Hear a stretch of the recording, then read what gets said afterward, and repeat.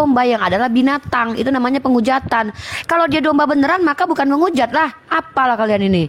Gitu pun enggak paham. Kalau yang apa? Anak binatang. Kalau anak binatang berarti orang tua Tertulis di binatang kitabmu dong. bahwa Yesus dikatakan anak domba. Anak domba itu makna apa? kiasan dari Bunga. kitab itu diajarkan tentang Makanya disitulah namanya penghujatan karena dia bukan hewan. ngomong.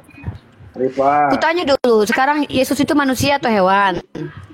Lah ini kan kita sudah jelasin, tidak mau dia nggak nyerocok. Manusia Saya bertanya, Yesus itu manusia atau hewan? Sinaga dengar, pertanyaan saya simpel, jawab. Yesus manusia atau hewan? Yesus itu Tuhan. Oke, Allah bukan? 100% Allah. Ya, Allah bukan? Yesus itu Tuhan Allah. Ya sudah diam.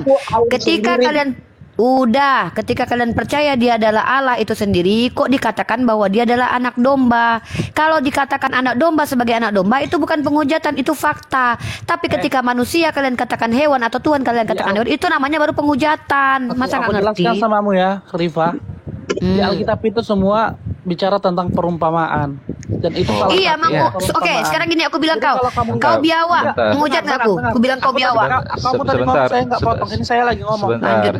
Sebentar. Terus tadi Jadi dibilang, saya dengar kata Anda di Alkitab itu semua perumpamaan. Artinya ketika Anda mengatakan ketika kalau tunjukkan itu nggak bisa. iya, gini, kenapa kalian berikan gini? Saya mau tanya ini, tolong jelaskan ke saya, kenapa Tuhan dianalogikan, diperumpamakan sebagai binatang? Kenapa? Coba jawab. Tadi kamu nggak bilang gitu. Kalau kata binatang itu terlalu kasar, ya. Walaupun analogi binatang dengan hewan itu sama. Domba itu binatang, kawan. Sejak kapan domba itu jadi manusia? Domba itu binatang. Dengar. Tadi itu perumpamaan. Kamu ngerti nggak sih arti kata perumpamaan? Makanya saya tanya sekarang, kenapa kalian jadikan Tuhan? Kenapa kalian jadikan binatang domba, binatang ternak ini domba nih? Kenapa kalian jadikan perumpamaan untuk Tuhan? Kenapa? Coba saya mau tahu kenapa. Gak usah kamu tanya-tanya itu. Kau aku dulu jadi kau Tadi saya bilang Tuhan, kalian katakan binatang nggak boleh. Saya tanyakan kenapa kalian umpamakan binatang nggak boleh. Maunya apa sih? Domba itu adalah salah satu hewan yang sangat lembut diantara dan tidak buas diantara semua hewan yang ada di muka bumi ini. Sehingga di dalam kitab Injil itu kebanyakan digunakan perumpamaan, dan perumpamaan itu ya digunakan hewan domba.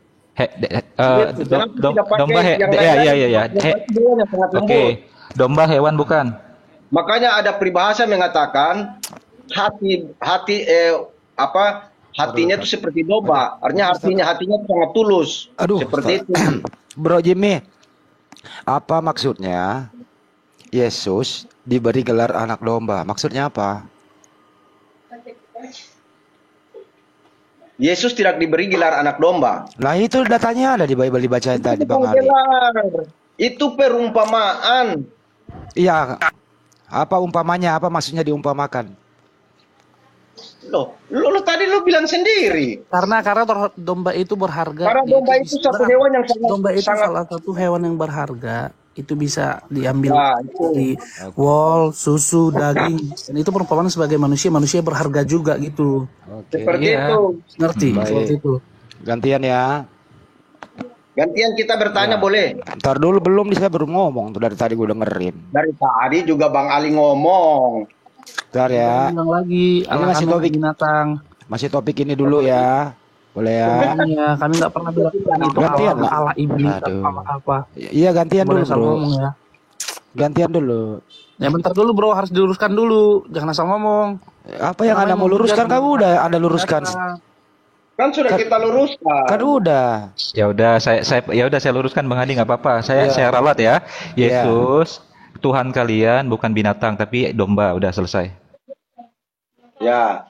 Sekarang saya mau tanya. Tadi waktu dulu aku belum ngomong ini. Oh ya. Nanti gini ya bro ya. Ini nih mudah-mudahan bisa tercerahkan ya. Dulu itu kalau orang berdosa itu untuk Abraham, Ishak itu memang diperintahkan untuk menyembelih anaknya. Tapi dengan ketaatan Abraham itu diganti menjadi anak domba yang disembeli. Bagus itu. Karena nggak boleh memang menyembeli manusia untuk menebus dosa atau sebagai alat uji keimanan seorang nabi. Tapi seiring dengan waktu, kenapa jadi, aduh, setiap gua ngomong kenapa selalu ada ya begini ya. Seiring dengan waktu, kenapa anak domba yang harusnya disembeli berubah menjadi manusia beneran, disembeli atau mohon maaf bukan disembeli, dimatikan di tiang salib untuk menebus dosa. Bukankah kalau hanya binatang saja seperti diulang di Keluaran ya 29:14 kalau nggak salah itu, lembu saja bisa sama kotoran dan dagingnya dibakar untuk menghapus dosa. Pertanyaan sekarang bro, kenapa dari anak domba menjadi manusia yang dikorbankan? Apa yang ingin dicapai di sana? Kira-kira Anda bisa jelaskan? Oke, Bapak ya, aku jelasin. Bentar. nanti. Bentar. Penghapusan dosa dulu, main seruduk. Penghapusan dosa itu kepada Allah itu harus pakai darah kurban, dan itu salah satunya menggunakan darah domba. Tapi itu dilakukan setiap sebulan atau sekali setahun, saya kurang tahu lah. Pokoknya itu dilakukan rutin oleh zaman-zaman di Perjanjian Lama. Nah, kenapa akhirnya Yesus yang dikorbankan? Supaya hanya untuk sekali kurban yang sempurna untuk selamanya. Gitu. Jadi setelah Yesus dikorbankan tidak perlu lagi ada darah-darah domba yang dikorbankan. Mana datanya Bapak di surga memerintahkan bahwa harus mengorbankan darah manusia? Ada nggak? Kalau saya kasih darah datanya, manusia siapa yang dimaksudkan? Kamu mau apa kalau saya kasih datanya? Ya silakan saja, nggak mau apa-apa, cuma diskusi aja. Misi Yesus Kristus turun ke dunia itu misinya untuk misi penyelamatan. Bukan itu yang ditanya. Mana kan datanya? Mana datanya? Menggantikan darah hewan. Bukan itu yang ditanya saudaraku, bukan itu. Dari anak domba menjadi darah manusia, dari darah domba menjadi darah manusia. Mana perintahnya Bapaknya Yesus di surga bahwa mengorbankan atau menghapus dosa atau korban darah manusia? Ada nggak kira-kira perintah itu? Tidak ada perintah untuk perintah dari Bapa di surga untuk menyembeli manusia untuk menggantikan darah hewan, itu nggak ada. Ya, kalau tidak ada kenapa? Kalau tidak ada kenapa dilakukan? Saya kan masih ngomong. Ya silakan. Sebab misi Yesus Kristus yang turun dari surga itu misinya diperintahkan khusus untuk membuat karya penyelamatan manusia di muka bumi, dan hanya sekali, gitu. Itu seperti itu. Kalau tidak ada perintahnya bro, kenapa Anda lakukan? Lah kenapa kita lakukan? Itu misi Yesus Kristus turun ke bumi, ya itu misinya. Di mana misinya Yesus mengatakan, aku akan nanti mengorbankan diriku di... Itu misinya dari surga sudah seperti itu. Iya, di mana tertulis? Nabinya punya istri lebih dari satu. Kenapa itu? Ini ngomongin Tuhan kok nabi, Mbak. Kenapa sih Mbak marah-marah? Mbak jangan marah-marah. Kenapa kalau melebihi dari satu istri? Kenapa? Kenapa Anda protes? Bang Ali gini. Daripada sebentar, ini Ibu harus dikasih pengertian nih. Nama kami seperti demikian. Daripada di Bible-mu itu loh, Bu Pania, ini bukan topik. Tapi saya mana data Bapak yang seperti ini Bapak bisa ini langsung ngerocos saja. Kenapa sih perempuan diskusi di Bible nggak boleh loh perempuan? Ya, bukan loh. Bapak kan laki-laki punya otak lebih dewasa tuh otaknya dipakai Pak. Gak usah gitu Fania. Fania. Jadi gini Bang Ali, saya sama Fania sebentar saja. Nabi Kak, bentar Jimmy, ya ampun. Fania udah masuk, dia nyerocos gini loh. Fania, Nabi saya memiliki istri lebih dari satu. Dan Nabi di dalam kitab kamu, yaitu Daud, itu juga punya istri bahkan gundik. Bahkan Daud adalah Nabi dalam Bani Israel itu mengambil istri orang dan membunuh suaminya. Itu Nabi loh dalam kitab kamu. Ya, itu kan Nabi, tapi kan Allahmu itu disebut Allah. Kenapa? Contohnya kan Tuhanmu. Kenapa Tuhanmu memberi contoh untuk beristri lebih dari satu? Mana ada Tuhan beristri? Mana Tuhan saya beristri lebih dari satu? Biar Muhammad nabinya, kalau kan kita bicara nabi kan dalam kitab kamu.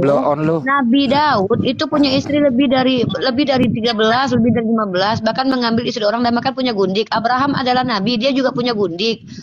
Itu nabi loh di kitab kamu. Lalu kenapa kamu mengkoreksi nabi kami sementara nabi di kitabmu mengerikan, bahkan mengambil istri orang dan membunuh suaminya? Lalu kenapa Rifa, itu seolah-olah dulu yang ngomong. Jimmy biar dia. Jimmy enggak santai. Jimmy aku turunin, aku enggak akan naikkan kamu lagi. Bentar Fania. Fania tidak suka dengan nabi yang beristri banyak. Enggak, maksud saya biar saya clear Jimmy, apa. diam dulu. Jimmy. Betul-betul dari tadi kau sendiri Jimmy mendominasi. Coba Fania, saya tanya Fania, saya mau tanya, apakah kamu merasa kalau nabi yang istrinya banyak adalah nabi yang keji? bukan juga cuma sebagai contoh, itu contoh yang tidak baik. Baik, contoh yang tidak baik. Nah, Yesus kamu tidak menikah, itu contoh baik. Lebih baik tidak menikah daripada beristri banyak. Baik, itu kalau contoh. begitu kamu baca kitab, baca ayat di kitab kamu bahwa Tuhan kamu menyuruh manusia untuk beranak pinak. Berarti Yesus kamu melanggar perkataannya sendiri. Yesus itu Tuhan. Anda memarah. Oke, Yesus itu Tuhan. Baik. Kemudian saya berbicara tentang contoh dan tauladan. Kalian bilang beristri banyak itu bukan contoh baik. Sementara Nabi dalam kitab kalian bahkan bukan hanya beristri, bahkan punya gundik. Nabi siapa, Rifa? Nabi Daud di dalam kitab kamu. Daud bukan Nabi dalam kitab kami. Daud Bang Andi, carikan dalilnya Bang Andi. Kalau Daud Nabi, aku lagi makan. Daud itu Nabi. Daud itu raja. Daud adalah nabi. Aduh, sabar kalian. Ku kasih datanya. Makanya baca Bible bentar. Daud ada... Bentar, saya kasih tahu kalian. Kisah 2 30. Kisah 2 kisah 2 pasal 2 30. 30 ya. Kalian bilang dia bukan nabi ya. Kalian makanya baca Bible lain kali, betul-betul baca baca Bible. Jangan cuman masuk ke gereja cuma ngobrol-ngobrol, main HP, lain kali baca baik-baik. Sini saya bacakan ya, saya bacakan. Tetapi ia adalah seorang nabi dan ia tahu bahwa Allah telah berjanji kepadanya dengan mengangkat sumpah bahwa ia akan mendudukkan seseorang dari keturunan Daud sendiri di atas takhtanya. Daud dikatakan sebagai nabi. Di mana itu tertulis? Pernah baca Bible ini. Itu Kisah Para Rasul pasal 2 nomor 30, Bapak. Ayat 30. Pak Jimmy, kalau kelas penonton, kelas jamaat, janganlah masuk ke gelanggang main bola, patah kakimu nanti. Saya belum lihat. Kau ini, kalau main bola jadi pemain cadangan aja nggak layak kau. Makanya Anda itu pemain cadangan. Tadi lu udah. Ya, baca sudah. Aduh, saya lagi makan mau ngajarin Fania itu. Kalau Fania tidak suka dengan nabi yang beristri banyak, kau tuntut itu Tuhanmu yang mengutus Nabi Daud yang memiliki istri banyak, punya gundik, bahkan mengambil istri orang bernama Batseba lalu membunuh istrinya Uria dengan mengutusnya ke medan perang. Nabi kau itu, dan bahkan dia tidak dimarahi Tuhan. Bahkan dia diampuni oleh Tuhan itu. Nabi kau itu Fania. Kau kritik dulu nabi kau dalam Bible itu ya. Jangan kau kritik nabi kami dulu ya. Lebih dulu mengkritik Tuhan kami gitu loh. Kau yang naik ke sini mengkritik nabiku, hei. Kau naik ke sini mengkritik nabiku, kok aku udah, ibu-ibu, udah, ibu-ibu. Biar kelar dulu. Ini aja. Fania naik ke atas, lalu bilang nabi kami menikah. Lalu kau bilang nabi kami menikah dan itu adalah sesuatu yang tidak baik. Nah, kenapa nabi kau yang di dalam kitab Kisah Para Rasul seorang Daud itu boleh Seperti itu. Bahkan asal kau tahu ya, menikah lebih dari Oke, tertulis Daud Nabi, Rifa. Kau baca Bible-mu. Enggak ada, saya sudah baca, enggak ada tertulis Bohong Daud. kau. Tunjuk, buka kem, tunjukkan Bible kau itu. Kisah para Rasul. Kedua. Buka kem, tunjukkan Bible kau. Enggak ada itu. Mana yang langsung tertulis Daud Nabi? Nampak kali kau bohong ya. Betul ya. Itu ada itu. Itu. Buka Bible-mu. Buka, baca. Oke, kalau gitu baca Bible-mu. Baca Bible-mu sekarang. Baca. Ya, saya bacakan. Oke. Tetapi ia adalah seorang nabi Nah, dan itu. dia tahu bahwa Allah telah berjanji kepadanya dengan mengangkat sumpah bahwa ia akan mendudukan seorang dari keturunan Daud. Seorang dari keturunan Daud bukan nabi. Ketawa lu. Astagfirullahaladzim. Ngomong. Malah ketawa lagi. Coba ulang lagi, baca lagi. Coba baca. Dari nomor 29 kau baca. Baca nomor 29. Aduh ya Allah, sakit perut aku. Gini kali lah menghadapi kalian ya Allah. Jadi Ibrahim menurut kalian tidak pernah poligami gitu? Oh, Ibrahim punya gundik. Gak habis thinking aku bisa kayak gini kalian ya. Tahu, heran saya. Salah begitu. Gak habis juga. thinking aku kok bisa. Sudah kalian baca pun masih kalian bantah, heran aku. Serius. Nanti Fania catat ya, baca di rumah sambil tidur. Kejadian 16 ayat 3. Oke? Aduh. Itu di situ disebutkan bahwa Ibrahim itu poligami. Punya gundik. Ada kata-kata punya gundik situ. Malah Sarah menikah 2 kali loh. Sarah poliandri lagi. Poliandri. Gak percaya. Iya, dia poliandri dengan Raja Abimelek. Lalu Tuhan Firaun. Dengar. Firaun. Dengar nih. Ali, Rifa, dengar. Ya. Itu yang kalian tunjukin, nabi-nabi yang kalian sebutkan tadi, dari tadi itu bukan panutan kami. Yang maksud daripada buset disangkal Daud. Adalah panutan. Yang dipanuti. Kalau nabi-nabi yang kalian sebutkan tadi, bukan panutan ya. Baik, aku kasih ya, bukan panutan ya. Oke, aku kasih data ini ya. Kalau Daud itu panutan. Oke, bentar ya. Kalau Daud bukan panutan, buang aja itu Mazmur di Bible-mu. Ya, iya, sabar. Buang aja tuh Mazmur di Bible-mu, bro. Kalau bukan dia panutan. Ya, kalau ya buang aja kitab Mazmur itu. Ngapain kalian ambil dosa waris dari perkataan Daud? Oke. Kisah para Rasul pasal 13 nomor 22 ya. KPR 13:22 sebentar. Aduh ya ampun, kamu Jimmy. Aku suruh juga si Fania cium kudus kamu nanti ya. KPR 13:22. 13:22. Ayolah Rifa, jangan sampai hilang kecantikanmu gara-gara nyerocos terus. Kok nyerocos kan jawab kamu. Ini loh. Aduh, kelihatan bu nanti. Ini ya. Setelah Saul disingkirkan, Allah mengangkat Daud menjadi raja mereka. Tentang Daud Allah telah menyatakan, aku telah mendapatkan Daud bin Isai, seorang yang berkenan di hatiku dan yang melakukan segala kehendakku. Kalian bilang bahwa Daud bukan panutan, tapi kalian ngemis-ngemis bahwa Tuhan kalian harus keturunan Daud. Nggak malu kalian ya? Nggak malu kalian? Itu bukan ngemis-ngemis, Rifa. Itu sudah ketentuan dari Allah sendiri. Buset. Bahwa akan dibangkitkan seorang dari keturunan Daud. Bukan berarti kami mengambil Daud dari panutan kami, sebab panutan kami adalah Yesus Kristus itu sendiri. Saya bacain lagi ya. Dan Yesus Kristus itu telah panutan mereka, Bang Andi. Oke, baik. Kalau Yesus, sebelum ke Yesus ini saya bacakan ya. Di Bible-mu itu Sarah poliandri loh ya. Di Kejadian 12:10 sampai ke bawah. Saya langsung ke 16-nya. Firaun menyambut Abraham dengan baik karena ia mengingini perempuan itu, dan Abraham mendapat kambing domba, lembu, sapi, keledai jantan, budak laki-laki dan perempuan. Di mana? Kejadian berapa? Kejadian 12. Kejadian berapa? Kejadian 12. Kejadian 12. Iya, nomor 10 sampai. Iya, Abraham ke Mesir.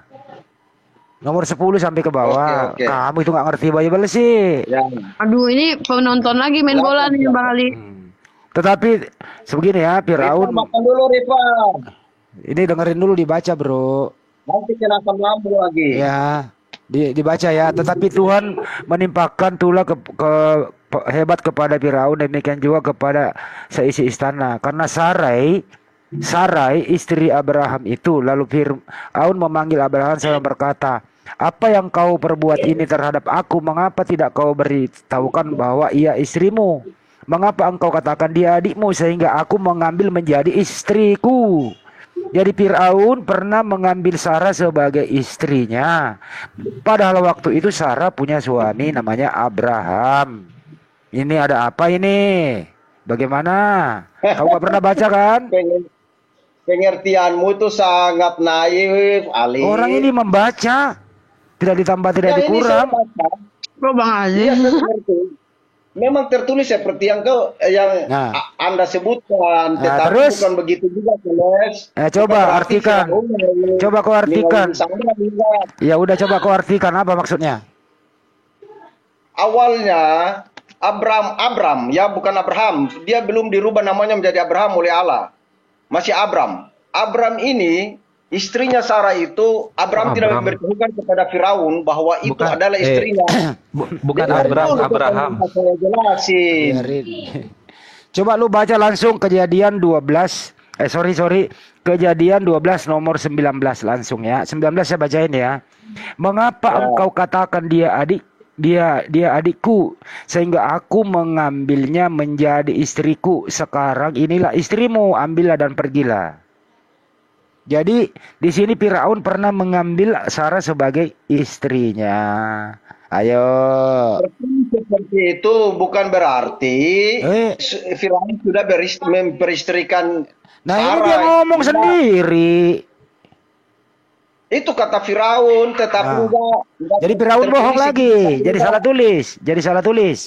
Bukan salah tulis. Coba lu baca dulu deh. Itu tidak ada ceritanya Sarai dikawini oleh Firaun, nggak ada. Nah, ini maksud ceritanya. daripada itu adalah Firaun, maksudnya adalah bahwa hampir kalau menurut kita orang bahasa Indonesianya sebenarnya itu bahwa hampir dia ambil jadi istrinya, bukan sudah memperistri. Mengapa engkau katakan dia adikku? Sehingga aku mengambil menjadi istriku. Sekarang inilah istrimu, ambil dan pergilah.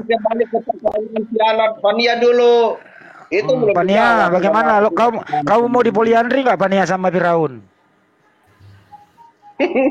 Ngawur aja lu. Tanya si Rifa mau nggak dipoliandri? Bagaimana? Ini kita nggak ada di Bible, nggak ada kita di begituan. Di Biblemu ini ada beginian. Bagaimana? Makanya ya langsung ngamuk. Pak Jimmy, halo Pak Jimmy. Gini ya, maaf saya bilang. Itu cerita. Itu cerita tentang gini. Intinya firman Tuhan itu diselami oleh akal manusia tidak akan pernah ketemu. Iya, mulai lagi. Ini bukan firman Tuhan, ini cerita tentang kisah. Ini kisah. Bukan firman Tuhan, katanya Bang Ali, bukan firman Tuhan. Bible-nya bukan firman Tuhan. Loh, di perjanjian lama, kejadian itu adalah kisah. Oh, jadi bukan firman Tuhan? Ada firman Tuhan di situ. Ada firman Tuhan, ada tidak? Bible bukan firman Tuhan semua ya? Itu adalah kisah, cerita, hikayat. Jadi menurut Anda, Bible tidak semuanya firman Tuhan ya? Jadi menurut Anda Bible bukan firman Tuhan semua ya? Iya bro Jimmy. Bukan begitu Ali. Lu jangan. Tadi lu yang ngomong bro. Tadi kamu yang ngomong. Gimana sih kamu? Lu tidak bisa menjelaskan tentang Alkitab. Contoh saja. Tadi waktu si Apip, lu bilang bahwa kitab Taurat. Kitab Tauratnya sekarang saya mau tanya, yang disebut kitab Taurat itu yang mana yang menurut Ali? Kitab Taurat itu yang diberikan kepada Nabi Musa. Apa yang mana? Kitab apa itu? Ya, kamu kok yang nanya sama saya sih? Kenapa? Perjanjian lama. Maksud Anda perjanjian lama itu kitab Taurat? Bukan, tidak semua perjanjian lama Taurat, tidak semua. Terus yang mana? Taurat itu Kejadian, Imamat, Ulangan. Nah, itu pemahaman aja gitu. Kamu ngerti nggak? Coba sebutin apa isi Taurat itu. Ketawa isinya. Nggak ngerti. Saya tertawa lah. Tertawa. Pemahaman tentang Alkitab. Alkitab itu tidak bisa kita tafsirkan sesuai dengan logika kita. Dari tadi tafsir. Ya iyalah dari tadi lu tafsir.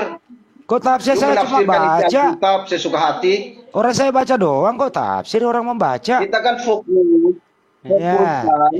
Pokoknya tadi itu apa? Orang cuma baca kok. Gitu loh. Masa tafsir, bro? Kamu ini ngerti nggak sih Bible? Jangan-jangan kamu saya ngerti lah. Coba kamu buka deh. Kalau kamu ada, saya mau tes kamu dulu. Saya pengen tes kamu dulu. Jangan-jangan kamu nggak punya Bible di situ. Coba buka. Bang Andi, Jimmy, aku mau sholat. Aku minta kalian punya waktu 10 menit untuk TikTok Jimmy dan Bang Andi, boleh? Ya. 10 menit setelah itu selesai ya, biar roomnya kembali lagi adem, di mana Kristen boleh bertanya kepada Islam, nanti dijawab sama teman-teman Muslim, boleh? Oke. Jimmy. Oke, Fania bisa diam dek. Kalau orang ini lagi diskusi bisa diam ya. Dari tadi aku diam, Mbak. Iya sayang. Melki bisa mengikuti diskusi dengan tidak speak up ketika Bang Andi dengan Jimmy Hatuha TikTok. Oke. Konsekuensinya nanti kalau kalian tidak bisa maka kalian akan di-kick dan diblokir dari room ini. Oke, Manu ini tadi Muslim atau tidak ini? Saya belum tahu. Manu saya turunkan ya. Oke. Silakan Bang Andi, gunakan waktu 10 menit dimulai dari sekarang dengan Bang Jimmy dan Bang Andi. Mohon agar kita bisa mendengarkan dengan baik perkataan kalian, maka kalian bergantian berbicaranya. Kalau kalian sama saling bersautan, kami yang mendengarkan kalian tidak clear dan tidak mendapatkan wawasan apapun. Oke? Ya. Bisa? Silakan. Oke, terima kasih. 10 menit ya. 10 menit dimulai dari sekarang. Oke. Jimmy, coba kau sebutkan 5 kitab Taurat dalam Perjanjian Lama. Udah. Kejadian, Keluaran, Ulangan, Imamat, Bilangan. Itu 5 kitab Taurat. Oke, baik, pinter. Apa semua itu firman Tuhan? Apakah semua itu firman Tuhan? Di dalam kitab Taurat itu terdiri dari firman Tuhan dan terdiri dari kisah, hikayat daripada para nabi. Saya nanya, apakah itu yang kau sebut tadi semuanya firman Tuhan? Bukankah saya sudah jawab bahwa di dalam kitab Taurat itu terdiri dari firman Tuhan, yang firman yang berasal dari Tuhan, dan hikayat para nabi, cerita para nabi. Apakah semua yang kau sebutkan tadi itu firman Tuhan? Dengar nggak saya jawab tadi? Atau gini aja, apakah yang kau sebut tadi itu ditulis semua oleh Musa? Ya memang kitab Taurat itu ditulis oleh Musa. Yakin? Itu kitab Musa, 5 kitab Musa. Yakin? Kitab Taurat. Yakin? Ya yakin. Oke, baik. 5 kitab Musa itu adalah kitab Taurat. Oke, ya udah. Apakah orang mati bisa menulis? Ya, lagi dong. Apakah orang mati bisa menulis? Orang mati apa? Ayo. Maksudnya bagaimana? Musa menulis kematiannya sendiri. Masuk akal atau tidak? Musa tidak menulis kematiannya. Kitab Taurat itu adalah kitab Musa. Katanya tadi dari awal, bro. Semua yang kau sebutkan tadi itu ditulis oleh Musa. Pertanyaannya, siapa yang menulis kematian Musa? Sebelum Musa itu mati, sebelum Musa itu mati, Musa sudah tahu saat kematiannya itu kapan, saat dia dipanggil dari kapan. Mana manusia tahu kapan dia mati? Kau ilmu dari mana? Ketawa aja lu ah. Di mana ada manusia dia tahu akan mati, Tuhanmu aja sendiri nggak tahu hari kiamat kok. Gini aja. Tadi ini kamu blunder ya bahwa kitab Taurat itu ditulis semua oleh Musa. Ternyata ada juga penulis lain yang menulis kematian Musa. Kamu blunder lagi di sini, bro. Blunder lagi kau. Kau nggak pernah baca. Kamu nggak pernah membaca Ulangan 34 1 sampai 12, bro. Baca dulu itu kematian Musa. Siapa yang menulis kematian Musa? Ditulis oleh orang lain, bukan Musa yang nulis. Artinya kitab Musa itu tidak semua ditulis oleh Musa. Paham? Tetapi 5 kitab Musa itu kebanyakan ditulis oleh Musa sendiri. Kalau tadi kamu nggak jawab begitu. Adiknya. Ini kamu baru roba lagi. Tadi dari awal lu jawab bahwa kitab Musa ditulis oleh Musa. Setelah saya kasih data, kamu lagi mengatakan gini, kebanyakan ditulis Musa. Kamu ini nggak punya pendirian.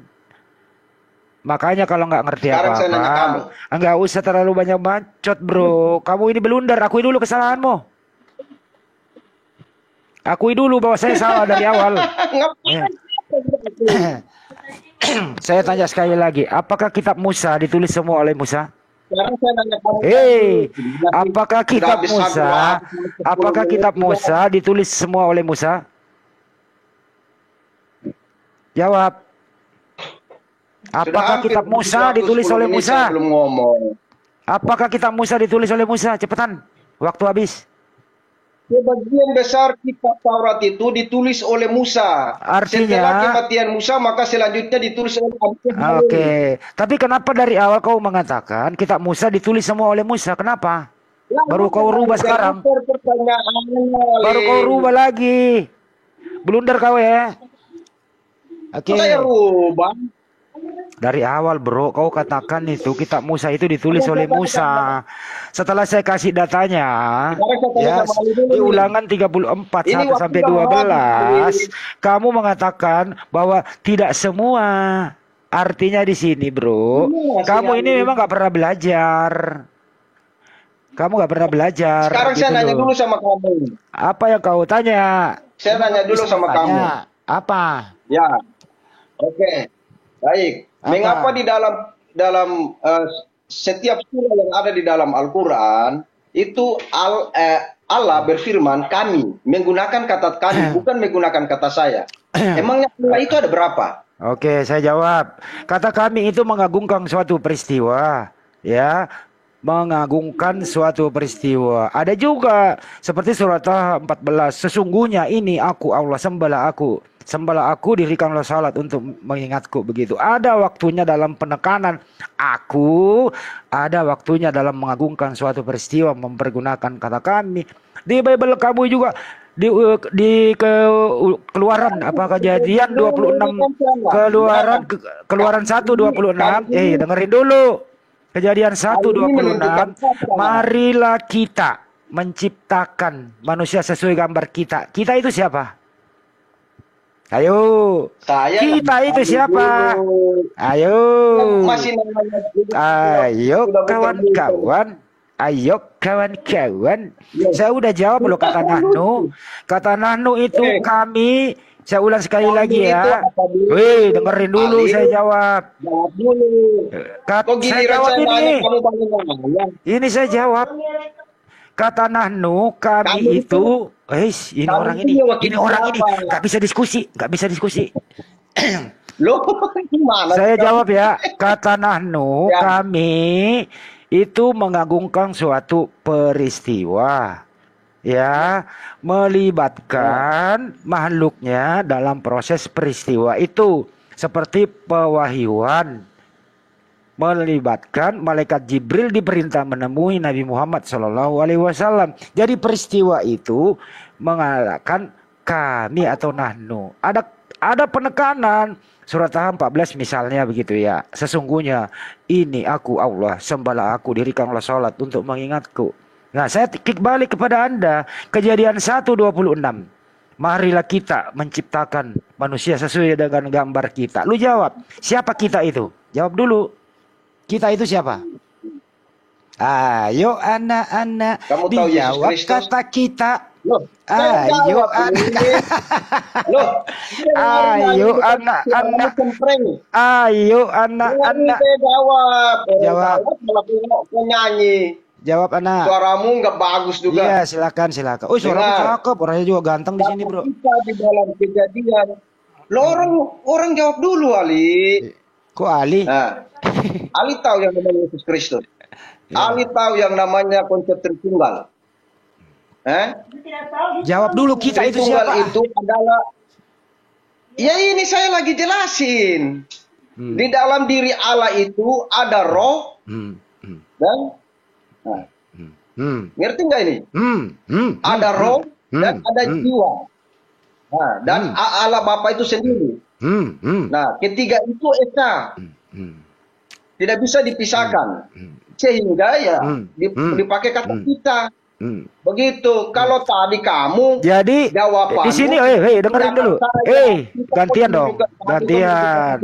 Di sini kata kita mana Yesusnya? Kata kita mana Yesus? Hilang Yesus. Mana? Ayo. Yesus itu Allah sendiri. Dari Hong Kong mana datanya Yesus Allah sendiri? Mana? Kau ini anak buah Mikana ini. Cari sendiri datanya. Kok cari sendiri? Cari sendiri mana? Dari tadi orang sudah sampaikan. Mana datanya Yesus itu Allah itu sendiri? Mana datanya Yesus Allah itu sendiri? Mana datanya? Itu yang disebut Tritunggal. Woi, mana datanya Yesus? Nah, itu Tritunggal Yesus Allah. Woi, mana datanya, Bro? Ini mana? Bro Jimmy, mana datanya Yesus Allah sendiri? Ayo. Mana datanya, Bro? Lu katanya kan pintar, Bang. Lu katanya pintar Bibel. Berarti lu sudah baca ya, itu. Bisa dong, saya ketemu nggak ada. Saya udah cari nggak ketemu. Itu cuma asumsimu aja. Itu cuma asumsimu Yohanes aja. Yohanes pasal 1 ayat 1 itu sudah jelas. En hologos protonteos, tidak ada kata Allah di sana. Yohanes 1 pasal 1 itu sudah jelas. Tidak ada kata Allah di sana, di situ ada kata Theos. Tidak perlu harus ditulis Allah di sana. Itu namanya lu asumsi, ngarang, nggak ngerti apa-apa. Orang yang dipenuhi hikmat, dia diskusi sama orang nggak berilmu. Buang-buang waktu aja diskusi sama orang Bible nggak ngerti, apa-apa nggak ngerti, asal ngomong doang. Yang jelas kalau kau mengatakan kita itu adalah satu, Yesusnya kau hilangkan. Oke, waktunya sudah habis. Silakan Bang Ali, ambil ahli. Ustaz Unggul masuk. Saya dari tadi difitnah sama si Jimmy. Saya nggak bicara. Saya nggak bicara tapi nama saya disebut terus. Siapa itu? Sebut nama aku, takut dia. Iya. Ini derita kamu Jimmy, tidak bisa membedakan Yesus dan Tuhan. Akhirnya saya dan Bang Handi aja tak bisa kau bedakan.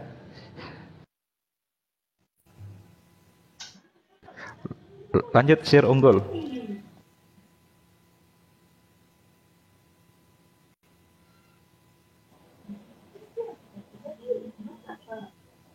Ayo, kalau nggak ada saya mau bertanya nih.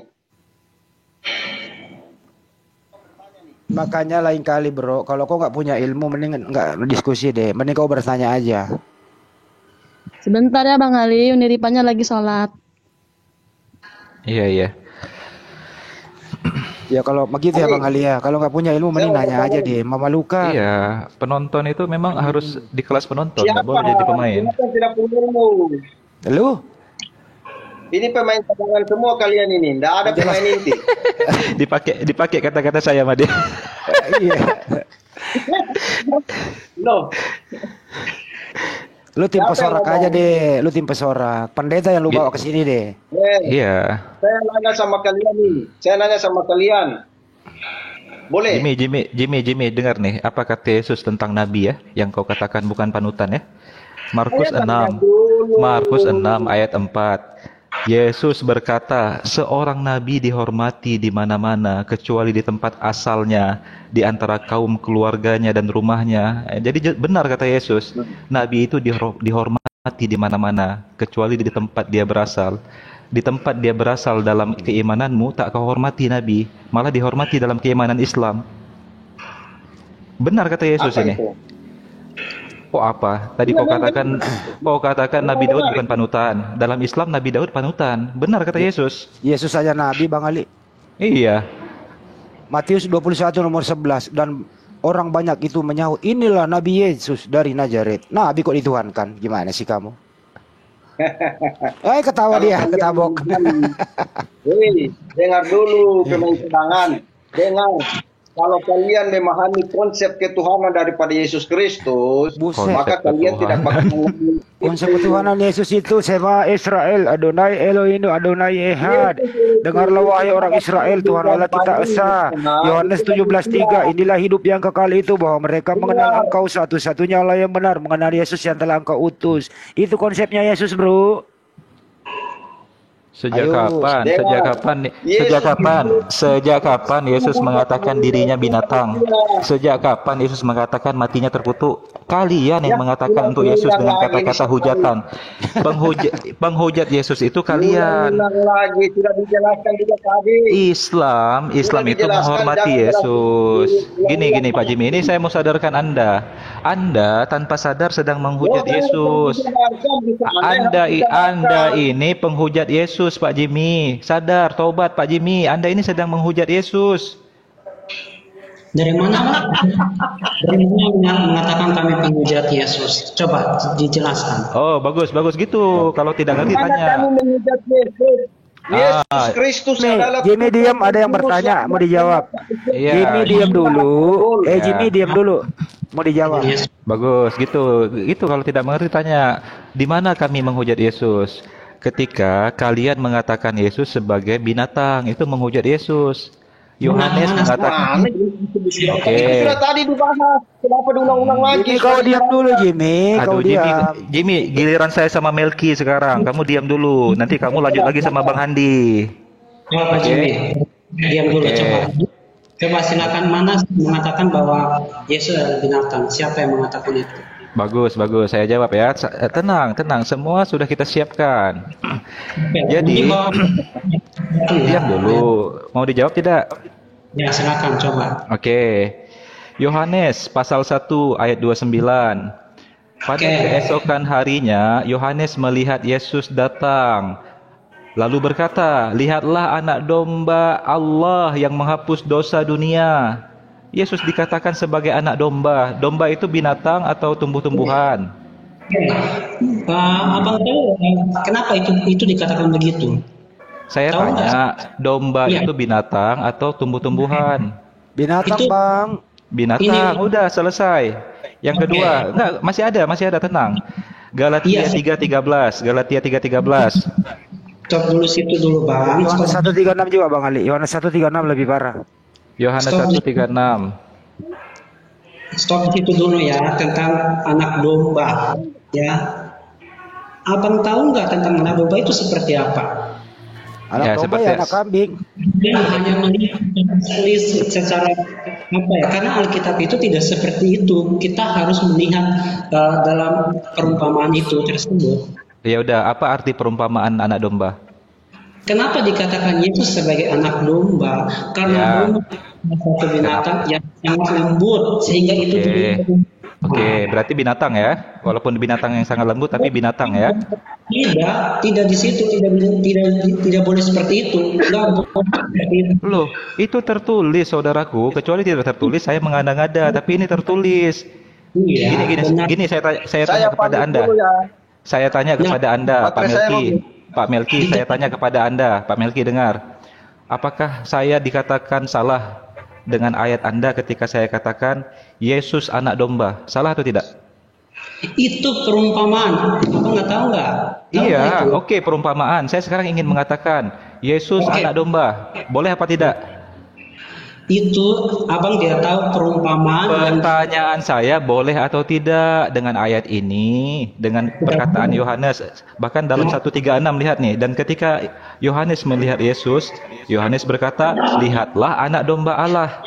Lagi 2 kali dikatakan oleh Yohanes, Yesus itu anak domba. Sekarang saya ingin mengikuti Yohanes. Wahai Yesus anak domba, boleh tidak? Abang tidak tahu ya, kenapa disebut?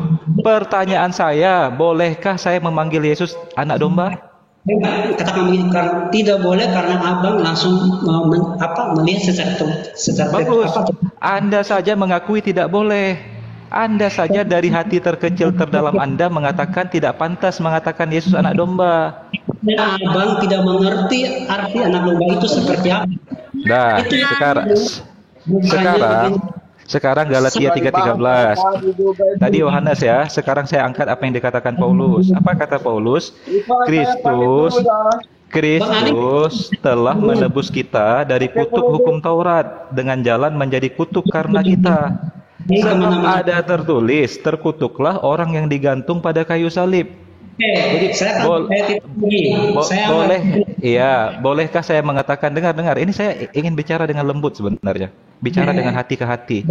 Coba jawab dengan jujur dari nurani Anda ketika Anda mengatakan Anda cinta Yesus. Saya cinta Yesus nih. Saya cinta Yesus, Pak Melki. Dengar dulu, diam dulu. Kenapa sih? Saya lagi bicara, Anda respon nanti. Jadi berdasarkan. Makanya karena saya tidak mengerti, saya bertanya. Sekarang saya membaca perkataan Paulus.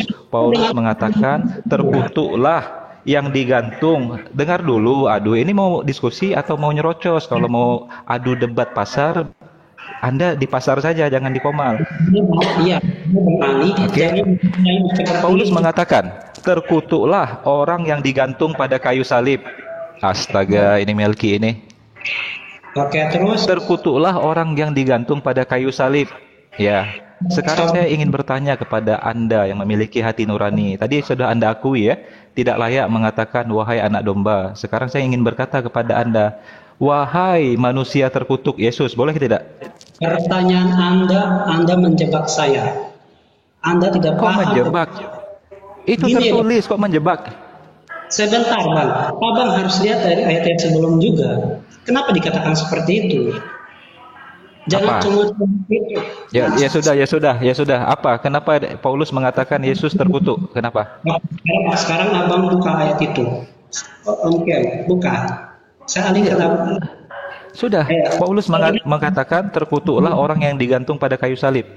Iya, tahu ada ayat itu, tahu. Tapi saya minta Bang Ani membuka ayat itu dan saya akan tuntun dari ayat sebelumnya. Apa dikatakan di situ? Nah, bacalah, baca. Iya, Bang Ani silakan buka dulu. Sudahlah, teman-teman. Jadi fakta bahwa kalian ini penghujat Yesus memang tidak bisa dibantahkan, teman-teman. Sudah terima saja fakta itu. Kalian pada satu sisi mengaku mencintai dia, bahkan mengkultuskan dia berlebihan, tapi pada waktu yang bersamaan kalian tidak paham, tidak sadar kalian dijebak oleh iblis untuk menghujat Yesus. Kalian tidak sadari itu.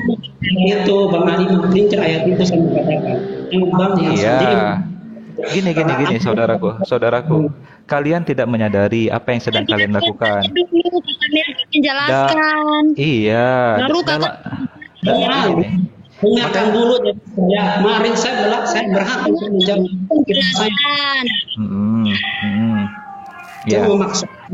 Sekarang Abang buka ayat itu dan saya akan tutup sebelum dan sesudah ayat itu berkata apa. Silakan Bang, buka. Biar Abang gak paham tentang ayat itu. Silakan. Oke, saya bacakan ayat sebelumnya ya. Ya.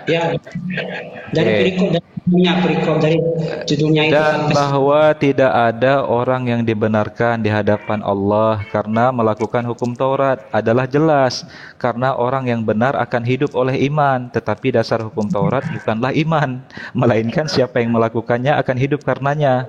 Ayat 13. Kristus telah menebus kita dari kutuk hukum Taurat dengan jalan menjadi kutuk karena kita, sebab ada tertulis, terkutuklah orang yang digantung pada kayu salib. Ayat selanjutnya, Yesus Kristus telah membuat ini supaya di dalam dia berkat Abraham sampai kepada bangsa-bangsa lain, sehingga oleh iman kita menerima roh yang telah dijanjikan itu. Jelaskan kenapa Paulus mengatakan Yesus terkutuk. Apakah Yesus terkutuk? Terkutuk ditulis. Iya, terus ayat itu sebab ada tertulis orang yang digantung di kayu salib terkutuk ya gitu kan. Abang harus baca ayat yang diangkat oleh Paulus pada hukum Taurat itu. Dan ketika di dalam Yesus melakukan hal ini bukan berarti Yesus terkutuk Bang. Lalu ngapain dia tulis terkutuk di situ kalau Yesus tidak terkutuk? Abang mengatakan Yesus terkutuk, saya tanya apa yang dikutuk? Yesus terkutuk karena apa? Silakan. Oke. Aduh. Ya, nggak usah alihkan kebenaran itu. Apakah Iya. di situ Kebenarannya kalian penghujat Yesus, sudah itu kebenarannya. abang meminta buat ini? Begini bro Melki, di situ tertulis ya, terkutuklah orang yang digantung di tiang salib. Pertanyaannya, dengerin dulu sebentar, izin 1 detik aja. Apakah Yesus pernah digantung di tiang salib? Oke, nah itu pasti yang angkat itu kan. Pertanyaan ketika Pernah atau Yesus, tidak, Bang Ali? Tanya dulu Bang Ali, pernah atau tidak digantung? iya, yes. Oke, Yesus digantung di kayu salib, tapi bukan berarti dikutuk, bukan berarti itu. Paham nggak di situ? Menurut Paulus, terkutuklah orang yang digantung di tiang salib. Saya tanya dulu, Yesus orang apa bukan? Oke, sekarang Oke. Yesus orang atau bukan? bentar, kalian jangan mencoba untuk mempelintir itu. Jadi begini ya. Gimana sih orang to the point kok dipersulit? Kalian yang mempersulit ayat itu, kalian Saya yang cuma nanya doang sebentar loh, nanti baru kembali ke Bang Ali. Yesus orang atau bukan? Saya berhak untuk menjelaskan kitab saya. Iya, pertanyaannya Yesus orang atau bukan? Ya, orang. Terus Orang. Yesus pernah digantung nggak di tiang salib?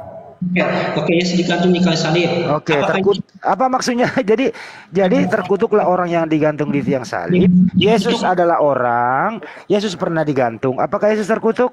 Oke, sekarang saya tanya, apa yang dikutuk? Kenapa Yesus terkutuk di situ? Ya tanya Paulus yang menulis. Nah, kalian yang tidak paham di situ. Tanya Paulus dong yang menulis. Kenapa lu nanya kami? Makanya begini ya Bang. Lanjut Bang Ali.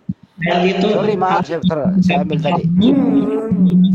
Abang merasa mengerti ayat itu. Ternyata abang sendiri yang mempelintir ayat itu.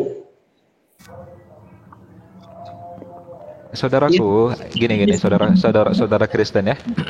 Jadi keimanan kalian, gini, dengar dulu, saya jelaskan nanti Anda respon. Kita bicara santai aja sekarang ya. Inkonsistensi kalian terhadap narasi terhadap Yesus itu selalu bertabrakan. Di satu sisi kalian kultuskan dia berlebihan pada poin yang tidak pernah dia jelaskan tentang dirinya. Di satu sisi kalian hujat dia dengan cara barbar, dengan kata-kata yang tidak pernah dia katakan pada dirinya juga. Di mana hujatan? Ini karena udah mulai ambil lagi. Oke. Sekarang kalian bangun keimanan kalian di atas halusinasi dan imajinasi yang tidak pernah bisa kalian pertanggungjawabkan. Tidak begitu Bang. Makanya tidak ya. Saya ulang lagi narasi saya yang tadi di awal. Menuhankan manusia atau mengatakan Tuhan telah menjadi manusia bukan sesuatu yang origin, yang datang dari Kristen, saudaraku. Sebelum kalian menjelaskan itu kepada peradaban dunia, telah banyak ajaran-ajaran pagan penyembahan dewa-dewa kuno menyatakan Tuhan telah menjadi manusia. Dalam mitologi Yunani, Zeus. Ini dengar, ini sangat simpel saya jelaskan. Zeus, rajanya para dewa Yunani, turun ke bumi, lalu menjadikan seorang wanita bumi hamil. Dari kehamilan itu lahirlah anak dewa bernama Hercules. Mereka meyakini Hercules ini 100% manusia, 100% dewa. Udah, mirip juga kan? Lalu Hercules tumbuh besar, diasuh oleh ibunya menjadi pahlawan bagi bangsa Yunani, membela kebenaran, melawan orang-orang jahat. Lalu dia mati untuk menyelamatkan manusia. Setelah kematiannya dia dibangkitkan untuk menjadi dewa sesungguhnya. Duduk bersama-sama di singgasananya, di samping singgasananya Zeus. Kok sama cerita kalian sama cerita Yunani? Jadi kalian mau menyamakan dengan hal itu? Yang kedua, ada Osiris namanya, dewa dalam mitologi Mesir. Dinyatakan sebagai Tuhan yang menjadi manusia juga. Bahkan tanggal lahir antara Yesus, Mitra, bahkan Krishna, dewa Hindu India itu, dan Osiris, Tuhan yang menjadi manusia di kalangan mitologi Mesir kuno, sama 25 Desember. Ini kebetulan atau yang tidak kebetulan sebenarnya? Jadi kalian mau klaim bahwa itu sama gitu, bahwa itu Yesus adalah dewa. Yang saya tekankan, Bang, jangan. Yang saya tekankan, paganisme telah lebih dulu mengenalkan Tuhan menjadi manusia. Tidak pernah ada ajaran para nabi baik Nabi Bani Israel yang tercatat dalam Perjanjian Lama menyatakan Tuhan menjadi manusia kemudian mati untuk menebus dosa manusia. Tidak ada pengajaran itu. Kalian yang mengatakan pengajaran itu. Oh begitu ya. Coba jelaskan dulu dong bagaimana di dalam Perjanjian Lama. Coba jelaskan. Siapa? Coba. Siapa apa? Coba jelaskan. Kalau Anda iya, ini fakta memang menyakitkan, tetapi tertulis empiris dalam sejarah dunia bahwa Tuhan menjadi manusia bukan barang baru, bukan sesuatu yang diajarkan Kristen pertama sekali, tapi telah ada ribuan tahun lamanya orang-orang penyembah dewa pagan meyakini Tuhan jadi manusia, saudaraku. Nah, terus kesamaan-kesamaan lainnya mau tahu? Jangan menyamakan dengan hal itu ya, Abang Ali. Pernah dengar Dewa Krishna? Dewa Krishna dalam kepercayaan Hindu India, matinya disalibkan di pohon. Dan hari ketiga dia bangkit. Lalu diangkat ke langit. Kok sama cerita kalian sama Dewa Krishna? Cerita Bang Ali itu saya tahu. Jadi Abang jangan mencoba membawa sejarah itu. Itu beda. Kok nggak boleh saya bawa sejarah? Ini tertulis sejarahnya. Kami tahu sejarah itu, tapi jangan mencoba menyamakan dengan kekristenan. Jangan, beda. Sekarang saya mengatakan ke Bang Ali, silakan tunjukkan bahwa nabi-nabi terdahulu telah tidak mengajarkan Tuhan menjadi manusia. Silakan. Siapa itu? Semua nabi. Dalam pengajaran para nabi, mereka menyatakan Adonai Elohim, Adonai Ehad, bahwa Tuhan kita adalah Tuhan yang satu, yang esa. Itu keyakinan orang-orang yang beriman kepada Taurat, yang beriman kepada Tanakh. Dan bahkan mereka masih ada sampai hari ini, kita sebut dengan orang-orang Yahudi. Mereka mengatakan bahwa keimanan mereka kepada Elohim adalah keyakinan kepada hakikat Tuhan yang satu, tidak berpartner, tidak memiliki anak, tidak memiliki sekutu baginya. Itu keimanan mereka, bro. Dan bahkan mereka mengatakan bahwa keyakinan Trinitas, mengatakan Tuhan dalam 3 pribadi adalah Avodazarah. Oke, sekarang Abang percaya mereka atau percaya Alkitab? Tahu Avodazarah tidak? Oke, Abang percaya Alkitab atau percaya orang-orang di sana? Pak Melki, saya tahu Anda adalah pemula, makanya saya mengajarkan Anda. Dalam keyakinan Yahudi, Avodazarah artinya adalah penyembahan berhala. Mereka katakan Anda, orang-orang yang menyembah 3 pribadi Tuhan, adalah keyakinan Avodazarah, penyembahan berhala. Bahkan mereka katakan dalam bahasa Ibrani kalian ini shituf. Shituf itu artinya syirik dalam bahasa Ibrani, menyekutukan Tuhan. Orang-orang Yahudi mengatakan kalian Avodazarah dan shituf, penyembah berhala dan orang-orang yang melakukan syirik. Ya, oke. Sekarang saya minta jangan orang Yahudi siapa di situ Bang Ali, dan Abang harus jelaskan nabi-nabinya siapa gitu Bang Ali. Kalau Abang menjelaskan secara Bang Ali, kasihlah Melki Bang Ali. Iya.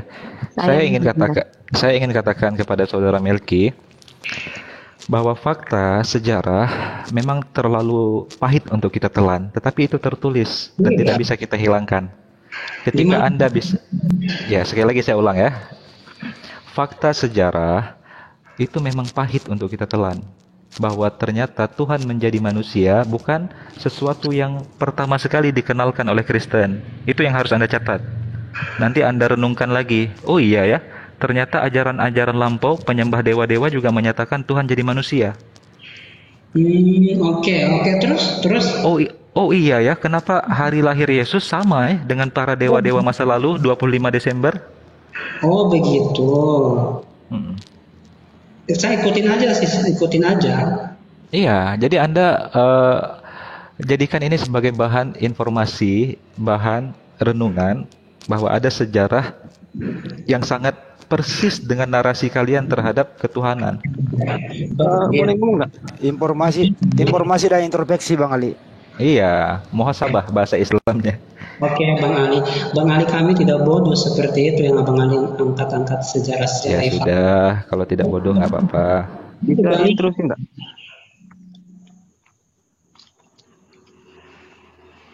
Kami tidak bodoh. Menurut pendeta Melki ini loh, menurut Anda bro, Yesus memang lahir tanggal berapa sih? Nah terus kalau saya bilang saya nggak tahu, terus mau masalahnya gimana? Bagus. Gini, sebenarnya gini. Daripada lu jawab keliru, lebih baik nggak tahu jawabannya. Kalau kita, oke, karena ketika di dalam kitab tidak secara semua harus ditulis gitu. Nggak, Anda tahu atau tidak? Kan saya bilang, kalau saya bilang tidak, apa Ya masalah? udah, kalau tidak tahu nggak usah dijelaskan lagi, kan Anda nggak tahu. Selesai kan? Bagusan jujur daripada jawab nggak karu-karuan. Terus kalau saya nggak tahu, apa masalahnya? Ya nggak ada masalah. Nah terus kenapa ditanya seperti itu? Ya siapa tahu Anda tahu. Bang Melki. Ya.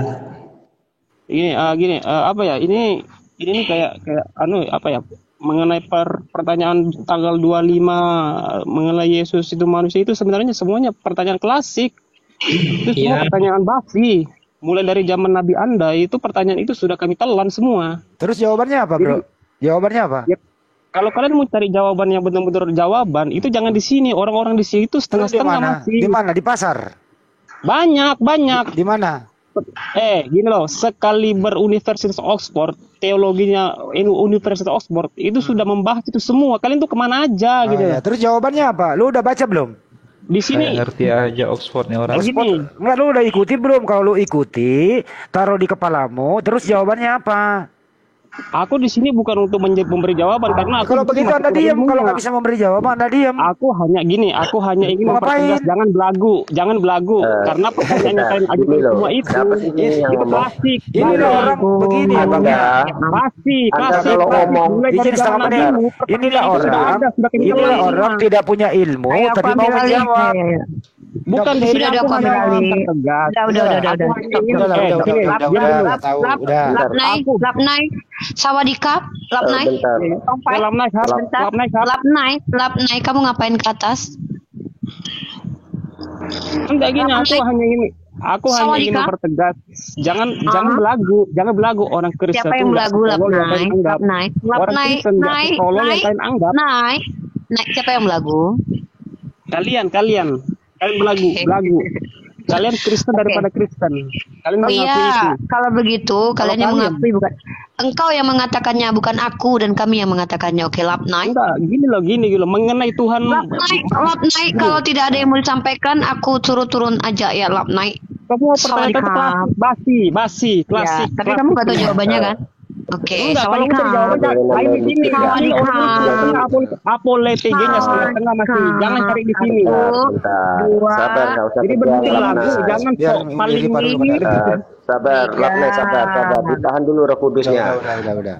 Jadi teman-teman Kristen, kalau Anda naik ke sini, Anda siap untuk tanya jawab. Siapkan jawaban, bukan merengek, bukan merajuk. Jangan begini ya Mas Ben, izin Mas Ben. Bilangnya jawabannya banyak, ditanya, jawabannya sudah dipatahkan, ditanya seperti apa pemataan jawabannya. Coba jawab. Cari sendiri. Betul, izin Mas Ben, setengah menit. Izin Mas Ben, begini ya. Silakan. Lebih jujur Pak Melki, saya nggak tahu. Ya udah kita nggak nanya lagi. Kalau dia, ini pertanyaan klasik. Udah dari zaman dulu ditanyain. Bukankah ini udah dibahas di Oxford, udah dibahas di mana-mana begitu. Artinya dia udah mengikuti pembahasan itu. Mestinya dia udah ada jawaban. Begitu loh. Nah, lebih baik jujur saja bahwa saya nggak tahu. Ya udah selesai. Boleh saya bertanya sama Bang Handui? Ya silakan. Silakan. Kelahiran Isa Al-Masih tahun berapa kira-kira? Di mana tempatnya? Kelahiran Isa Al-Masih tidak ditulis secara jelas ya. Tanggal berapa nggak ada. Saya nggak tahu tanggal berapa. Memang nggak ada penjelasannya. Nah terus di mana lahirnya? Kalau menurut di Al-Quran dikisahkan itu di seputaran pohon korma. Ya, pohon korma itu di mana Bang? Di daerah tempatnya Isa Al-Masih, daerah daratan. Israel. Di Bukit Tinggi, Bang. Di Bukit Tinggi, Bang. Bukit Tinggi. Oke, ada nggak itu sejarah fakta? Dijelaskan di Al-Quran ya seperti begitu. Saya belum pernah meneliti ke sana. Histori ada nggak? Kenapa? Terjadi nggak itu? Apa? Terjadi nggak secara histori? Terjadi nggak di situ? Yang ya terjadilah seperti itu. Tidak ada orang yang mengingkari di Republik ini kecuali Kristen. Termasuk kalau Yudaisme paham dia ada yang pernah lahir di situ. Tidak ada masalah. Jadi tidak ada ya? Atau bagaimana tuh? Tidak ada bagaimana? Tidak ada bagaimana? Ada enggak? Saya kan udah bilang tadi. Keluar dulu dari toilet. Dari tadi bunyi di toilet mulu. Saya kan enggak saya kan udah jawab. Tidak itu sama dengan gini loh Melki. Ketika Kristen mengatakan Yesus lahir di kandang domba, saya berani bertaruh tidak ada satupun dalil yang mengatakan Yesus lahir di kandang domba. Kalau ada silakan tunjukkan sini. Mana si Lapnai tadi mana? Lapnai tadi udah terjun. Aku tuh berisik. Jadi gini kalau narasinya sering tuh. Kalau bicara mengatakan Yesus lahir di kandang domba, sedangkan faktanya nggak ada dalil satupun yang mengatakan Yesus lahir di kandang domba, Melki. Kalau mau bicara Oxford itu bawa ke sini. Oke, kalau Lapnai masih di bawah, kalau bicara Oxford itu harus bisa bertanggung jawab. Ini saya merujuk kepada jurnal ilmiah akademik dari Oxford Academic ya. Sebuah jurnal yang sangat menarik sekali. Between Pagan and Christian, antara pagan dan Kristen. Ditulis siapa? Christopher P. Jones. Luar biasa ini artikel ini. Anda baca sendiri nanti kalau Anda bisa bahasa Inggris. Kalau tidak bisa, Anda tanya ke saya biar saya jelaskan intisari dari artikel ini. Jangan bicara Oxford tapi nggak tahu Oxford itu apa. Sok akademik naik ke atas. Oxford itu di kampung saya, Bang Ali. Oke, sekarang begini, Bang Ali sama Bang Han atau kalian lah gitu. Berarti tadi tidak ada secara pasti kelahiran Isa Al-Masih kan? Tidak ditulis tanggalnya, tanggal berapa, tapi pernah lahir di seputaran kandang domba begitu. Ada datanya. Oke. Makanya kita nggak pernah memperingati hari lahirnya Nabi Isa. Oke, percaya nggak bahwa Yesus telah ada? Atau percaya Yesus pernah ada di muka bumi ini, dilahirkan oleh Bunda Maria, percaya. Kalau ketika dia tidak, kami tidak tahu ataupun abang pun tidak tahu apa ya, kalau Anda tidak tahu, ya pertanyaan selanjutnya, kenapa ada hari Natal 25 Desember? Apa maksudnya? Sekarang ini Anda harus jawab dulu. Anda kan nggak tahu. Ini dengerin dulu bro. Ya, kami di Islam tidak ada tradisi memperingati hari kelahirannya Nabi Isa. Sekarang kenapa? Apa maksud 25 Desember? Itu siapa yang lahir? Silakan. Nah, sekarang tanya balik juga. Lo kok tanya balik? Isa juga mana? Gitu. Tidak ada, makanya kami tidak merayakan hari lahirnya karena tidak ada tanggal lahirnya. Sekarang Anda tidak tahu. Dengerin dulu dong. Pertanyaannya, 25 Desember itu siapa yang lahir diperingati setiap Natal itu? Siapa yang lahir? Sebentar dulu ya. Begini oleng lagi lo. Kalau ketika abang mengatakan, abang juga mengakui bahwa kelahiran Yesus pun tidak ada dan kalian juga tidak ada, terus apakah itu benar-benar lahir atau tidak? Benar lahir, ada datanya. Injil ada dia bawakan, diutus kepada Bani Israel. Jelas di Al-Quran ada datanya. Pernah ada di muka bumi, tidak mati, tidak disalib, diangkat ke langit. Sekarang ada di langit kedua, jelas datanya ada. Bukan itu topiknya sekarang. Masing-masing kita nggak punya tanggal nih. Terakhir pertanyaan, 25 Desember itu diperingati siapakah yang lahir? Jawab dulu ini. NIN 25 Desember, acara apakah itu? Nah begini, kalau abang mau lihat 25 Desember, walaupun sejarah secara pasti belum menentu, tetapi kami tentang kelahiran Yesus Kristus itu juga sudah terjadi dengan peristiwa yang ada. Jangan diputer. Natal 25 Desember itu acara apa?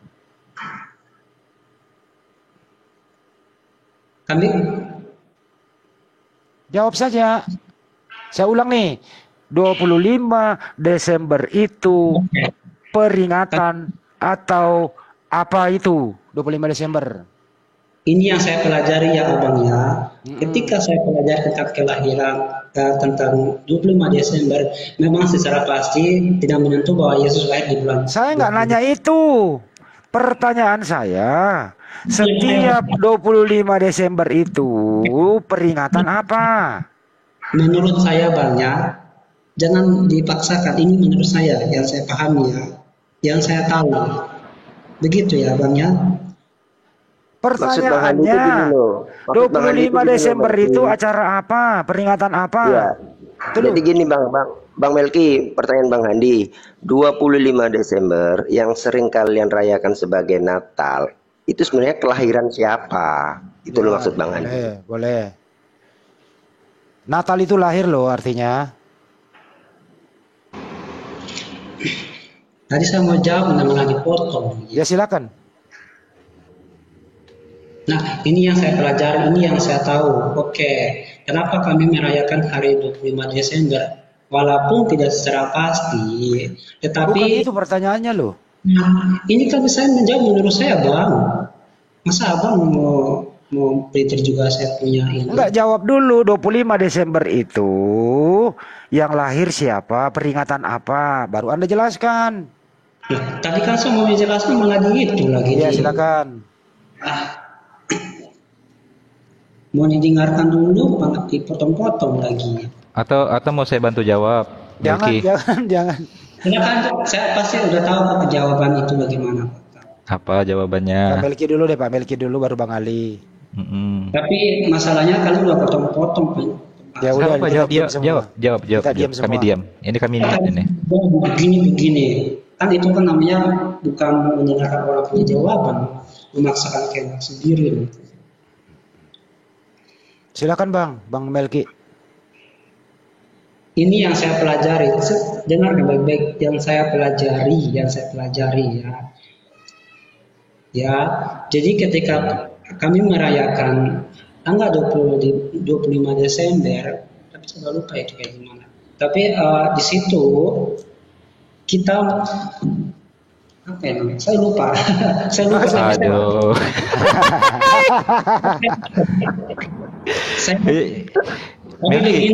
Melki, ini saya sarankan biasakan menjadi seseorang yang gentle. Kalau tidak tahu nggak perlu malu bilang nggak tahu. Nanti kita kasih tahu. Begini Bang ya, tadi saya sudah lengkap, udah mau berpikir, tapi karena kalian potong udah lupa saya. Waduh, kan beralasan lagi nih. Coba besarkan layar saya besarkan layar saya. Ditulis dulu, nanti biar tinggal baca. Bang Melki, Anda lupa atau Anda tidak tahu? Pernah belajar kok ini, udah tahu, saya pernah baca kok. Berarti lupa ya? Iya. Jangan diketawain Melki ya, dia masih belajar. Melki, ini tolong saya dibimbing aja. Mengutip dari artikel yang dikeluarkan CNN ya, portal berita resmi. Sejarawan ungkap alasan 25 Desember dipilih sebagai hari Natal. Kita baca sama-sama apa artikel CNN ini. Pada teori sejarah agama disebutkan bahwa umat Kristiani awal mengambil tanggal 25 Desember berdasarkan hari raya yang ditujukan untuk Dewa Matahari Sol Invictus yang dirayakan pada era Kekaisaran Romawi. Kemudian ada pula festival pagan yang disebut Saturnalia pada pertengahan Desember yang berlangsung selama beberapa hari. Oke? Baca terus ke bawah. Bacain terus Bang Ali. Bacain dia minta Bang Ali. Terus sampai Oke, boleh. Kita bacakan. Biar puas. Umat Kristiani mungkin telah merayakan hari ulang tahun Yesus pada tanggal 25 Desember sebelum perayaan Sol Invictus dibuat. Tulis Paul Bradshaw, Profesor Emeritus dari University of Notre Dame, yang menulis artikel dalam buku The Oxford Handbook of Christmas, terbitan Oxford University Press 2020. Tinggal dikulik-kulik aja, semua jelas ini dari mana asal-muasalnya. Jadi hari lahirnya Dewa Matahari pertama kali dirayakan oleh pagan Yunani, bro. Mau saya bacakan lagi? Begini Bang Ali. Karena apa? Kelahiran Yesus. Mau saya bacakan lagi. Kebanyakan ilmuwan mungkin setuju bahwa pesta ini cenderung bukan berasal dari sebelum tahun 274 Masehi ketika Kaisar Aurelian mendedikasikan kuil baru untuk Sol Invictus di Roma. Kita hanya punya bukti sedikit bla bla bla bla. Di sisi lain dalam artikel ini panjang. Jadi Anda belajar banyak membaca. Dari mana asal muasal perayaan agama saya? Dari mana asal muasal kenapa 25 Desember menjadi hari raya utama dalam agama saya? Anda cari tahu dong sebagai seseorang yang berpikir gitu. Oke, siap Bang. Begini Bang. Oke. Karena memang kelahiran Yesus Kristus itu terlalu tua, terlalu lama, jadi para peneliti pun tidak menemukan secara pasti. Tetapi terkadang dikaitkan dengan peristiwa-peristiwa yang terjadi. Contohnya kayak tadi. Ini menurut saya ya. Nah itu menurut saya. Jadi siapa tuh? Siapa tuh yang nongol tuh? Makan. Abang kumis. Abang kumis. Jadi karena itu terlalu lama kami tidak, para peneliti pun tidak memastikan secara pasti. Begitu Bang. Begitu juga di Muslim juga kan tidak mengetahui secara pasti, tetapi yang kami tahu ada itu kelahiran itu. Yang pasti itu Natal kalian 25 Desember. Kamu cari tahu sekarang dari mana asal muasal 25 Desember. Sabar dulu. Jangan mengambil di situ dulu. Itu karena kasihanilah Melki. Apa? Santai aja, nggak perlu dikasihani. Saya kan apa yang saya tahu gitu. Sebenarnya jadi pertanyaan gini loh Melki, kalau memang tidak tahu, terus kenapa hari perayaan kelahiran Sol Invictus itu dijadikan hari kelahiran Tuhan Anda? Kan itu pertanyaannya. Sekarang karena kan kamu bilang kan, karena itu sudah terlalu lama banget, jadi kita tidak tahu secara pasti. Baru 2000 tahun bro, Adam lagi ada kisahnya, kita tahu semua Adam bagaimana diciptakan, baru 2000 tahun yang lalu kok. Sekarang bahwa kelahiran itu Yesus ada, itu yang kami tahu, itu aja. Simpel kan? Iya, persoalannya memang pernah lahir. Persoalannya kenapa Anda selalu memperingati hari lahirnya padahal nggak lahir di tanggal itu. Itu masalahnya. Jadi memastikan aja, dikaitkan saja, begitu Bang. Oh, dikaitkannya dengan Dewa Matahari gitu. Walau kaitkan begitu, waduh blunder bro. Iya, dikaitkannya dengan Dewa Matahari pula, ini repotnya. Pagan itu pagan. Oh, itu menurut kalian, terserah kalian. Loh, bukan menurut kami. Pagan itu 25 Desember hari lahir matahari, pagan. Diperingati orang-orang Yunani sebelumnya, pagan. Anda kaitkan dengan kelahiran Yesus. Anda mau Tuhan Anda pagan? Oke, tapi kami tidak merayakan dewa kelahiran. Itu Pak. Ya, tapi Anda memperingati 25 Desember. Iya, tapi kami tidak merayakan dewa itu, dewa matahari. Sedangkan Yesus kan nggak lahir di situ tanggal 25. Ya, kan kami secara tidak pasti kami tidak tahu bahwa kelahiran Yesus itu kapan. Gitu. Ya kalau nggak tahu ngapain diperingati? Oke, yang kami tahu bahwa kelahiran Yesus itu ada, itu aja, simpel aja kok. Begitu aja kok. Ya bagus lah kalau Yesus pernah hadir di muka bumi ini dilahirkan oleh Bunda Maria. Kita imani bersama-sama toh, nggak usah diperingati lagi karena nggak ada waktu lahirnya gitu loh. Tanggalnya berapa? Terus apa masalahnya kalau kita memperingati saja? Tidak ada masalah bagi kami. Ini dibahas. Artinya ada hubungannya dengan Dewa Matahari. Ini nggak mencari masalah. Iya Bang Andi, udah tahu perdebatan ini kami udah tahu. Dia taunya cuma sama Bang Ali doang ya. Kamu nggak tahu sama Bang Andi? Gak apa-apa, Bang Ali aja deh, gak apa-apa. Ya udah Bang Ali. Pokoknya Bang Ali hari ini semuanya dia Bang Ali. Salah benernya Bang Ali semua. Pokoknya semua Oten manggil nama saya terus. Bang Andi yang bicara dari tadi. Oni, coba besarkan layar saya. Ini mudah-mudahan Melki mendapatkan wawasan baru ya. Melki, ini dia dewa mataharinya Romawi kuno, Sol Invictus. Dinarasikan dengan ada matahari di belakangnya ya. Oke. Sekarang Anda bertanya-tanya kan, kenapa banyak gambar Yesus dalam gereja Anda digambarkan dengan ada matahari di belakangnya? Yes. Kenapa kira-kira? Kok sama dengan gambar dewa Romawi? Aku tahu jawabannya, boleh nggak aku bantuin Melki? Gojek udah belum? Karena Yesus itu adalah terang dunia. Gitu. Kebetulan ya? Kebetulan Iya, ya? bukan, itu bukan kebetulan. Itu ada dalilnya bahwa dia adalah terang dunia. Memang Yesua Masiha itu diutus ke Bani Israel untuk menerangi Bani Israel. Ya betul, berarti aku nggak salah dong. Benar itu. Pembawa terang berarti ya Uni ya. Membawa terang. Pembawa terang berarti kan kalau bahasa Latinnya Lucifer. Enggak. Iya, Lucifer ya. Enggak, ini positif jadi, kita, positif. Tunggu. Coba kalian tanya sama teman Katolik. Lucifer itu adalah pembawa terang. Silakan kalian mau bantah.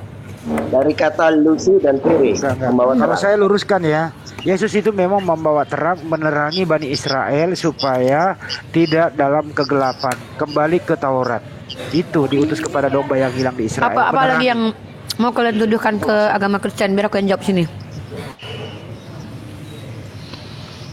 Benar itu Bang Melki, menerangi umat apa? Israel. Bang Ali mau nuduh apa? Jangan. Mending Melki aja dah. Melki bertanya aja. Aku lagi bersama Melki sekarang. Dasar Maria Magdalena. Iya. Ayo Melki, kita berdua. Silakan Bang Ali. Apa sini aku jawab. Sekian dulu ya teman-teman. Karena sudah semakin jauh. Melki sama si Jimmy juga nggak ngerti, ada lagi Otenai tidak tahu tapi mau menjelaskan gitu ya. Semoga tercerahkan semua ya, mulai dari istilah anak domba Allah, Dewa Matahari tanggal 25 Desember dan lain-lain, serba-serbi lah isi video ini. Tidak ada maksud untuk menghinakan, tidak ada maksud untuk menghujat. Ini kita berbicara by data dan fakta gitu ya, dan kami tidak pernah menafsirkan kalau membawakan data yang ada di Bible, sesuai tertulis saja. Ini area diskusi bukan monolog. Terima kasih buat semuanya. Assalamualaikum warahmatullahi wabarakatuh. Sampai jumpa.